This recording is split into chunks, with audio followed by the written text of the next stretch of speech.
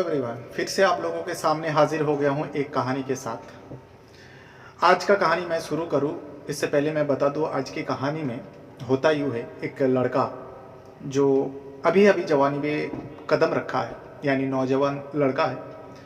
उम्र होता है 19 साल। अब वो गांव में रह रहा था और ये घटना जो है शहर में होती है। दरअसल वो लड़का जो है घर में गांव में रह रहा था और उनका जो पिता है मुंबई जैसे शहर में काम करने वाला था और वो भी सिक्योरिटी गार्ड के तौर पे काम कर रहा था। अब ये लड़का जो है गांव में आवारा गिरी करता रहा, क्योंकि डांटने वाला फटकारने वाला कोई नहीं रहा। पिता मुंबई जैसे शहर में पड़ा है और ये लड़का जो है बिहार प्रदेश में सीतामढ़ी का रहने वाला होता है। सीतामढ़ी में जो बदमाश किस्म का लड़का वो लोग होता है, उन लोगों के साथ उठना बैठना दोस्ती, धीरे धीरे वो लड़का जो है एक अलग दिशा में जा रहा था। तो इसी को लेकर जो है परिवार के और लोग थे, महिला थे, बहन थी, सब लोग समझाया, लेकिन वो लड़का समझ नहीं रहा था। दिन ब दिन उसकी आदत जो है बिगड़ते जा रहा था। तो इसी को लेकर जो है परिजन पिता को भी बार बार बताता था, जो सिक्योरिटी के तौर पे मुंबई में काम कर रहे थे। तो अब पिता मजबूरन उस बेटे को बुलावा भेजते हैं, यानी वो अपने पास बुला लेता है पिता, क्यों घर वाले का कहना है इसे बुला लो, नहीं तो ये यहाँ पे रहेगा तो ऐसे ही बदमाश बना रहेगा और इसके सारे लोग दोस्त जो है आप सुनोगे सबका नाम बताता है जो ऐसा ऐसा है। अब पिता को भी पता था जिन जिन लोगों का नाम बताया उन लोग कैसे किस टाइप का इंसान है, किस टाइप का लड़का लोग है। इसीलिए पिता को भी चिंता हुआ और पिता जो है अपने बेटे को बुला लेते हैं अपने पास। अब बुला तो लेते हैं, बुला लेने के बाद कब तक खर्चा उठाते हैं। बुलाने के बाद पिता जो है उसी जिस जगह पे वो सिक्योरिटी के काम कर रहा था उसी बिल्डिंग में, हाई प्रोफाइल जगह है, वहाँ पर एक दंपत्ति के घर बातचीत करता है जो मेरा लड़का आ रहा है, क्योंकि ये व्यक्ति जो होता है बहुत दिनों से वहाँ पे सिक्योरिटी के तौर पे काम कर रहा था, सब लोग जानते थे, अच्छे इंसान था। बेटे के बारे में एक दंपत्ति से बात करता है, उसी बिल्डिंग में रहने वाला 15वें फ्लोर पे। तो व्यक्ति जो दंपत्ति होता है मान जाते हैं, ठीक है बुला लो, हमारे घर के काम काज करेगा और रहने के लिए जगह भी दे देते हैं। 12 मार्च को वो लड़का, इसी साल की बात कर रहा हूँ 2024, 12 मार्च इसी महीने की बात कर रहा हूँ, वो लड़का आता है। 10 मार्च को बल्कि मुंबई आता है, लेकिन 12 मार्च को ऐसी हरकत कर देते हैं जिसे सुनने के बाद किसी को भी यकीन नहीं होता जो 48 घंटे के अंदर ये लड़का इतना बड़ा कदम उठा सकता है और इतना मतलब घिनौना काम को अंजाम दे सकता है। तो मैं आज आपको इसी मामले के बारे में बताऊंगा, इसी घटना के बारे में बताने जा रहा हूँ। लेकिन वीडियो में आगे बढ़ने से पहले आप लोगों से एक छोटी सी विनती है, छोटी सी निवेदन है। अगर आप पहली बार मेरे इस चैनल पर वीडियो देख रहे हो या मुझे देख रहे हो, मेरी कहानी सुन रहे हो, जो रियल सच्ची कहानी मैं बताता हूँ, तो चैनल को भी सब्सक्राइब ज़रूर कीजिएगा और हाँ, वीडियो देखते समय वीडियो को भी एक लाइक कर दीजिए। अगर कुछ कहना है, कुछ बताना है तो वीडियो कमेंट बॉक्स में आप बता सकते हो। तो आज की जो कहानी है मुंबई और बिहार प्रदेश से जुड़ी हुई है। मुंबई में 10 मार्च को एक व्यक्ति जो सिक्योरिटी के तौर पर काम कर रहा था, ये इलाका आता है मालवा रेंज से थोड़ा राइट साइड जाओगे, जैसे कि मुंबई में जो लोग रह रहे हैं उन लोग को अच्छी तरह से पता होगा, मालवा रेंज एकदम पॉश एरिया है। और मालवा रेंज से थोड़ा राइट में जाओगे तो आपको नेपेंसी रोड करके एक जगह आती है, वो भी वैसे ही है, पॉश एरिया है, बड़े बड़े टावरे हैं। तो नेपेंसी रोड पे एक बिल्डिंग में काम करने वाला एक व्यक्ति होता है जिसका नाम होता है संजय पांडे। संजय पांडे बहुत दिनों से उस बिल्डिंग में सिक्योरिटी का काम कर रहा था, लेकिन 12 मार्च को उसी बिल्डिंग में 15वां फ्लोर पे एक बुजुर्ग महिला जिनका नाम होता है ज्योति शाह, उम्र जो है 63 ईयर्स यानी 63 साल की महिला की मौत हो जाती है। और ये मौत कोई नेचुरल डेथ नहीं था बल्कि अननेचुरल था, गला घोट कर मारा गया था उन्हें। तो ये सारी चीज़ पता चला तो पुलिस इन्वेस्टिगेशन होता है। इन्वेस्टिगेशन जब होता है, अब जैसा पॉश इलाका है, सीसीटीवी तो ऑब्वियसली मिलेगा, घर के अंदर भी सीसीटीवी था, कैमरे में सब कुछ कैद हो गया था। उस ज्योति शाह 63 ईयर्स ओल्ड लेडी के साथ जो कुछ भी हुआ था घर के अंदर मौजूद सीसीटीवी कैमरे में सारे रिकॉर्ड हुआ था। दरअसल ज्योति शाह जो होती है, ज्योति शाह के अलावा उनके पति और उनके एक डॉटर, 3 लोगों का परिवार होता है। उस बिल्डिंग में रहते हैं 15वें फ्लोर पे। उनका खुद का घर है। इनका जो पति का नाम होता है मुकेश साहा और एक बेटी होती है। मुकेश साहा जो है एक ज्वेलर है, यानी ज्वेलर की दुकान चलाते हैं, जो साउथ मुंबई में एक 5 स्टार होटल के अंदर इनका ज्वेलरी का शॉप है।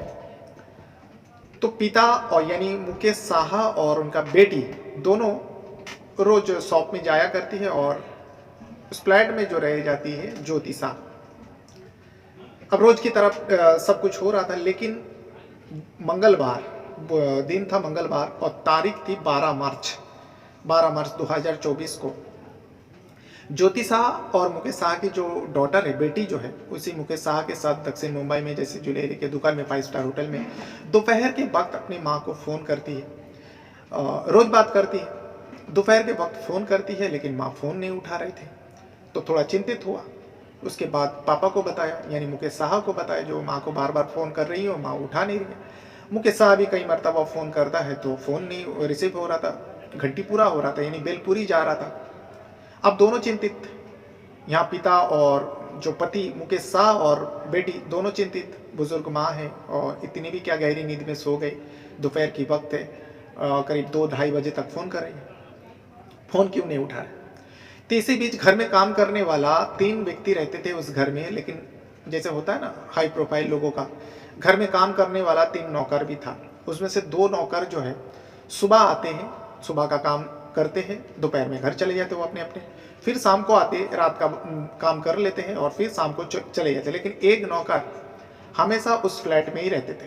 तो इसीलिए मुकेश साहा और ज्योति साहा दोनों ने उस नौकर को भी फ़ोन किया, नौकर के नंबर पे, लेकिन इत्तेफाक यहाँ ये होती है नौकर का नंबर जो है बंद जा रहा था। इसीलिए जो बेटी होती है, फ्लैट के सामने दूसरे पड़ोसी का फ्लैट है, उन लोगों का भी नंबर था ज्योति साहा के पास, बल्कि ज्योति साहा के डॉटर के पास। अब ज्योति साहा के डॉटर जो है उन लोगों को भी फ़ोन करते हैं, जो देखो ज़रा मम्मी फ़ोन नहीं उठा रहे और कब से फ़ोन कर रही हूँ, पापा भी कर रहे हैं लेकिन मम्मा फ़ोन नहीं उठा रहे। हमारे घर में काम करने वाले व्यक्ति को भी फ़ोन कर रहा हूँ, लेकिन उनका फ़ोन का स्विच ऑफ आ रहा है, मम्मा से बात करना है। पड़ोसी कहते हैं ठीक है, देख लेती हूँ, आपसे बात करा देती हूँ, या आपको फ़ोन करने के लिए कहती थी। अब बात हो जाती है। फिर उसके बाद पड़ोसी इनके घर में, ज्योति साहा के घर में आते, बेल डोर बजाता है, घंटी बजती रहते, लेकिन घर के अंदर से किसी का रिस्पॉन्स नहीं, क्योंकि दरवाजा बंद था। इसीलिए पड़ोसी जो सामने फ्लैट में रहने वाले होते हैं फिर से उस ज्योति साहा के बेटी को फ़ोन करती है और कहते हैं, जो कई मरतबा बेल डोर बजाए लेकिन घर के अंदर से किसी का रिस्पॉन्स नहीं और कोई दरवाज़ा नहीं खोल रहा है, तो जो भी है अगर ऐसा है तो तुम लोग आ जाओ।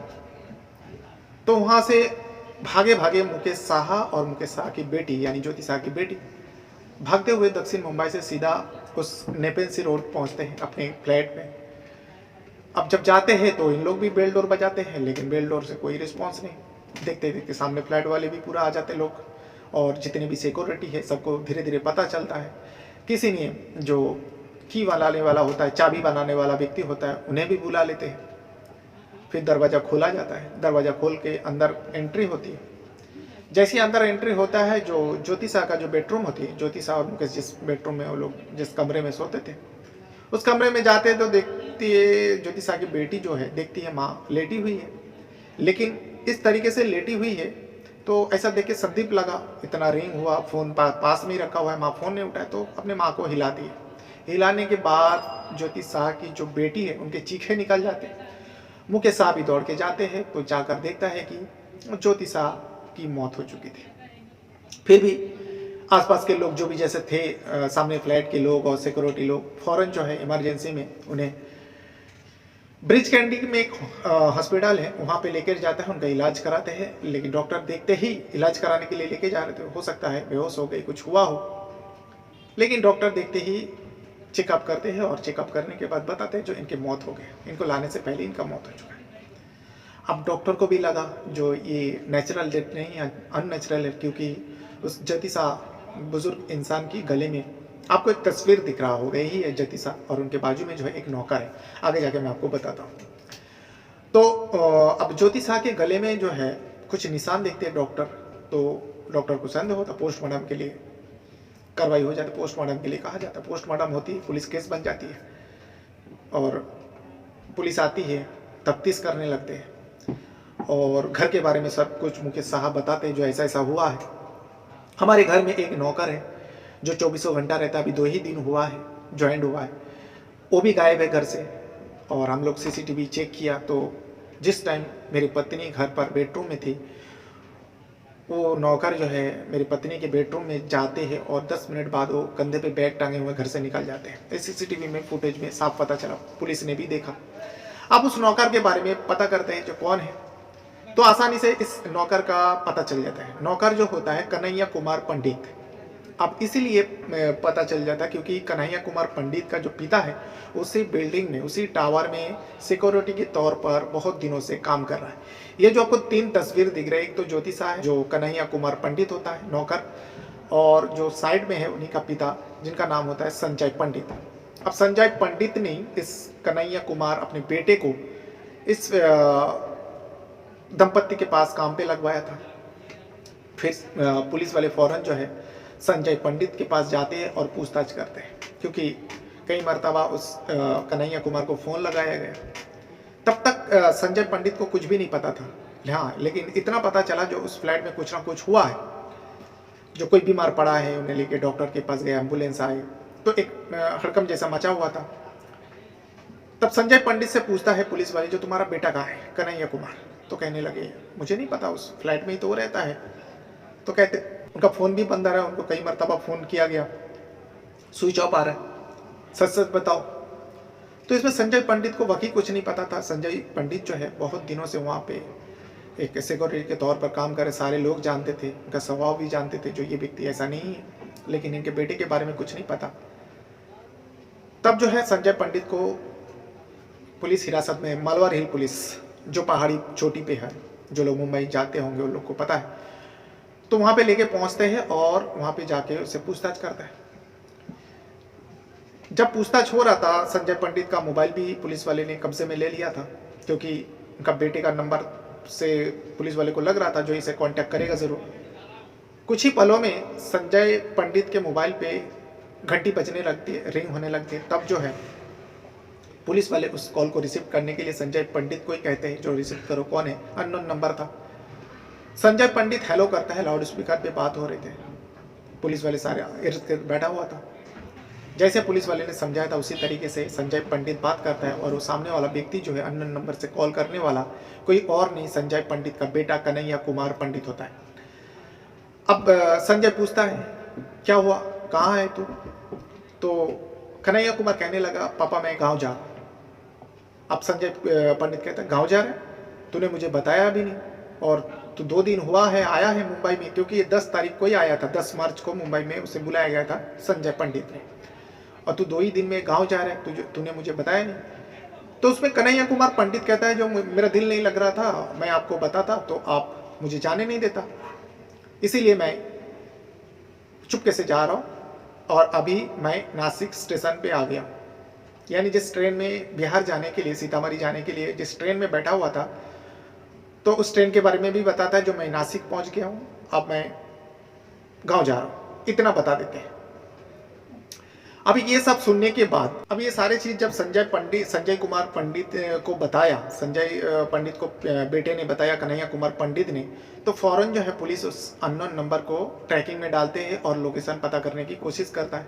तो पता चलता है बाकी वो जो है मुंबई का जो जिस जगह का नाम बताया नासिक में, वो उस टाइम था जिस टाइम बात कर रहा था, और उसके लोकेशन बदलते हुए अब वो भुसावल की तरफ जा रहे हैं। महाराष्ट्र का ही एक जगह आता है, नासिक के बाद वो स्टेशन आता है भुसावल, उस तरफ बढ़ रहा था। तो पुलिस फौरन कार्रवाई करते हुए जो भुसावल जीआरपी से कांटेक्ट करता है और उस कन्हैया कुमार पंडित के बारे में सारी चीज़ बता देते हैं, जो फौरन उस प्लेटफॉर्म में जाओ और एक ट्रेन जा रही है जो बिहार सीतामढ़ी के लिए जा रही है। उस ट्रेन में एक व्यक्ति बैठा हुआ, सारे फोटोज़ वगैरह सब कुछ दे दिया था क्योंकि संजय पंडित के पास था, पिता के पास, और जीआरपी को दे देते हैं, और जीआरपी भी फ़ौरन हरकत में आते हैं और उस भुसावल स्टेशन पे जाकर मौजूद रहता है। जैसे ही वो ट्रेन आते हैं उस जगह पे पूरा उस कन्हैया कुमार को धर लेते हैं। धरने के बाद मुंबई पुलिस से कांटेक्ट करता है जो मालवार हिल पुलिस, उनका एक टीम आते हैं भुसावल से, उसे लेके मालवार हिल थाने में पहुंचता है। अब वहाँ पहुंचने से पहले ही उसे पूछताछ हो रहा था, तो उतना डरा हुआ तो नहीं था, लेकिन जब यहाँ थाने पहुँचता है, मालबारी पुलिस जब उसे पूछताछ करता है, पिता भी था सामने, पिता भी पूछ रहा था तूने ऐसा क्यों किया, किसके कहने पर किया। तो बेटा चौंकाने वाला, जो कन्हैया कुमार पंडित होता है, चौंकाने वाला 2-3 खुलासा करता है। सबसे पहले तो बताता है जो मुझे जबरन से यहाँ मुंबई में बुलाया गया, मुझे मुंबई में दिल नहीं लग रहा था, और जिस घर में मैं काम कर रहा था उस घर में माल बहुत था, यानी उसको लालच लग गया था, क्योंकि बड़े घर में वो काम कर रहे थे, उस घर में सारी चीज़ मौजूद था, पैसा था, और जो महिला ज्योति शाह है उनके गले में सोना और भी सारे बहुत सारे जेवर पहनी हुई थी। ये सब देखते हुए जो कन्हैया कुमार पंडित को है, उसके दिल में लालच आ जाता है, और वो चोरी करने के इरादा से वो चोरी कर लेते, चोरी करने का ठान लेते 2 ही दिन में। तब वो चोरी करता है, चोरी करने के बाद वो वहाँ से भाग जाता है। लेकिन पुलिस पूछता है चलो ठीक है, तुमने चोरी के इरादे से तुमने सब कुछ लूटपाट किया, लेकिन तुम उस बुजुर्ग महिला को गला घोटकर मारा क्यों। तब जो है कन्हैया कुमार और एक घिनौना सच्चाई के बारे में बताते हैं। जो बिहार में सीतामढ़ी में जितने भी सारे मेरे दोस्त हैं, वो सारे दोस्त जो है कुछ ना कुछ हरकत के वजह से उन लोग का नाम जो है बहुत ज़्यादा ऊंचा है, और एक मैं ही एक ऐसा व्यक्ति था उन लोग सारे दोस्तों के ग्रुप में, जो मैंने किसी को मारा नहीं। हाँ, बदमाश टाइप के सारे लोग थे, लेकिन मुझे सब चिढ़ाते थे, जो हम लोग के जैसा बनने के लिए तुझे भी मर्डर करना पड़ेगा, मर्डर जैसा काम करोगे तो ही हम लोग के साथ तू रह सकता है। कहीं ना कहीं मुझे छोटा दिखाने की कोशिश कर रहा था। इसीलिए जब मैं मुंबई आता हूँ, पापा बुलाते हैं, मैं आता हूँ, यहाँ पे मुझे दोनों चीज़ दिखाई दे रहा था, क्योंकि एक घर में एक बुज़ुर्ग महिला अकेली रहती थी, और मुझे मौका अच्छा मिला। इनके पास बहुत सारे जेवर थे और घर में कैश भी रखा हुआ था। मैं सोचता हूँ दोनों काम एक साथ हो जाएगा। मेरे दोस्त का जो ग्रुप है, हम लोग का दोस्ती का जो ग्रुप है, उसमें मेरा नाम भी हो जाए। वो लोग तो गांव में छोटा मोटा यानी गरीब लोगों को छीनता है, मारता है, पीटता है, लेकिन मैं इस मुंबई जैसे शहर में अगर किसी बड़े पैसा वाले को मारकर उनको लूट के लेकर जाओ, कहीं ना कहीं मेरा जो है रुतबा जो है उन लोग के सामने बहुत ज़्यादा होगा। इसीलिए मैं इस काम को अंजाम देने के लिए पहले तो मैं उस बुज़ुर्ग महिला को गला घोट कर मार देता हूँ, फिर उनके सारे जेवरात उनका गले से भी उतार लेता हूँ, घर से जो भी है सामान सारे लेके मैं भाग जाता हूँ। इसे सुनने के बाद पुलिस भी हैरान हो जाता है, और उस संजय पंडित को यकीन ही नहीं हो रहा था जो उनका 19 साल का बेटा जो ऐसी हरकत कर सकता है। तो इसे पूरे सुनने के बाद पुलिस जो है फिलहाल उसके ऊपर 302 का तो धारा लगता ही है, जो मर्डर हत्या का होता है। 302 का धारा लगाकर उसे कोर्ट पेश करते हैं, और कोर्ट पेश करने के बाद उसे जेल भेजता है। लेकिन यहाँ पर पिता के बारे में भी खंगाल रहा है, जो कोई पिता ऐसा तो नहीं जो पिता का हाथ रहा हो, लेकिन पूरा जिस सोसाइटी में ये घटना को अंजाम दिया गया, पूरा सोसाइटी वाले का कहना है नहीं, संजय पंडित जो है इस तरीके का इंसान नहीं, इस टाइप का इंसान नहीं है, बहुत भला इंसान है। और कहीं ना कहीं पुलिस का इन्वेस्टिगेशन में ये भी पता चला है जो संजय पंडित जो है इस हरकत के बारे में उसे रत्ती भर भी मालूम नहीं था जो बेटा उसका ऐसा कर देगा।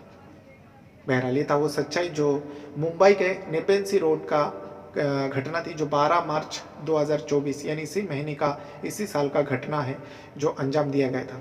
बहरहाल अपने साथ साथ अपना परिवार का भी बहुत ज़्यादा ख्याल रखिएगा, और इस वीडियो को देखने के लिए आपका बहुत बहुत धन्यवाद करता हूँ। Thank you very much.